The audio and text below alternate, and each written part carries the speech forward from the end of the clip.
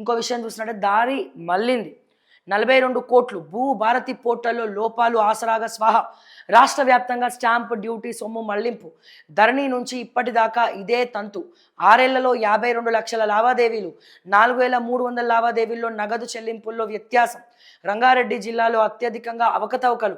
రిజిస్ట్రేషన్లపై తహసీల్దార్ కార్యాలయాల్లో తనిఖీ వ్యవస్థ లేకపోవడం వల్లే అక్రమాలు. 6 ఏళ్లుగా ఆడిట్ జరగకపోవడము కారణం. స్వాహా చేసిన నగదును వసూలు చేయండి. జిల్లాల కలెక్టర్లకు సీసీఎల్ఏ ఆదేశం. ఇక్కడ సీసీఎల్ఏలో గతంలో ఎవరున్నారండి? నవీన్ మిట్టల్ ఉన్నాడు. మరి ఇప్పుడు నవీన్ మిట్టల్ని తీసుకుపోయి మీరు ఈ ఎలక్ట్రిసిటీ డిపార్ట్మెంట్లో కూర్చోబెట్టారు.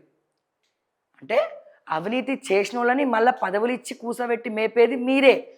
మళ్ళీ ఎంక్వైరీ చేయాలండి అని చెవులో పూలు పెట్టుకొని మాట్లాడేది మీరే. ఎంతవరకు కరెక్ట్ అండి? మరి ఏం చేస్తున్నట్టు ఇప్పుడు నవీన్ మిట్టల్ గారు? మరి ఈ 6 ఏళ్ళగా ఆయన సిసిఐలో పనిచేసింది ఎవరు? అంతకుముందు ఉన్నది ఎవరండి? నవీన్ మిట్టల్ ఐఏఎస్ఏ కదా. మళ్ళీ రేవంత్ రెడ్డి మళ్ళా బట్టి గారు కానీ రేవంత్ రెడ్డి కానీ బుద్ధి లేకుండా మళ్ళీ ఆయనే పెట్టుకుని తీసుకొచ్చి ఎవరు అడగరు, ఏమన్నా వేసుకుంటూ పోతాం మేము, ఇంతే ఉంటుంది చేసుకోండి, ఇంకేం చేస్తారో చేసుకోండి. మా అంటే ఈ నవీన్ మిట్టల్కి నన్ను అంటే డ్యామేజ్ చేయాలంట, నన్ను అరెస్ట్ చేయాలంట, ఈమెను ఏదో ఒకటి చేయాలంట. ఏం చేసుకుంటారో చేసుకోండి, ఏం బిక్కుంటారో పిక్కోండి. అర్థమైందా? మీలాంటి ఐఏఎస్లు ఉండబట్టే చీ థూ అనిపిస్తుంది మాకు. మా తెలంగాణ ఇట్లా దరిద్ర పాలైంది. కేవలం మీలాంటి ఐఏఎస్ ఆఫీసర్ల వల్ల తెలంగాణ భ్రష్టు పట్టింది. రాజకీయ నాయకులు తప్పు చేసిన ఐఏఎస్ ఆఫీసర్లు ఎలో చేయొద్దు.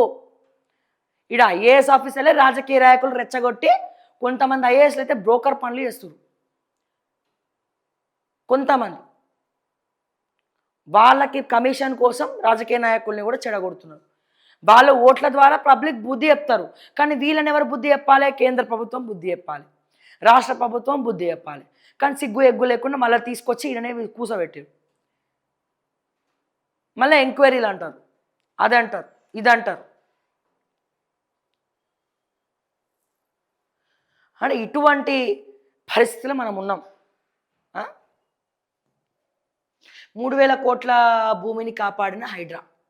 మక్తా మహబూబ్ పేట సర్వే నెంబర్ 44లోని ఆక్రమణల తొలగింపు, 5 ఎకరాల స్వాధీనం, నకిలీ డాక్యుమెంట్ రిజిస్ట్రేషన్పై ఆ శాఖ అధికారులను విచారణకు పిలిచిన పోలీసులు.